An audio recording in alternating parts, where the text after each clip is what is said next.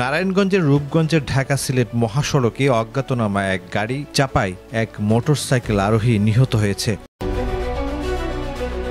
এ সময় আহত হয়েছে অপর এক আরোহী। বেলা 12টার দিকে সড়কের বড়াবু এলাকায় এই দুর্ঘটনা ঘটে। নিহত আনোয়ার হোসেন গাইবান্ধা গোবিন্দগঞ্জ থানাধীন ডুমুরগাছ এলাকার শহীদুল ইসলামের ছেলে।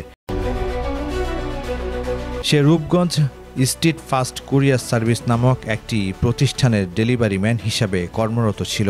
শিমডেল হাইওয়ে পুলিশের ইনচার্জ আবু নাইম সিদ্দিকী জানান, বেলা 12টার দিকে স্ট্রিট ফাস্ট কুরিয়ার সার্ভিসের ডেলিভারি ম্যান আনোয়ার হোসেন তার সহকর্মী সিয়ামকে নিয়ে মোটরসাইকেল যোগে ভুলতা থেকে ঢাকার উদ্দেশ্যে রওনা হয়। সড়কের রবারু এলাকায় পৌঁছালে বিপরীত দিক থেকে আসা অজ্ঞাতনামা গাড়ি চাপা দিলে ঘটনাস্থলে মৃত্যুবরণ করেন আনোয়ার হোসেন।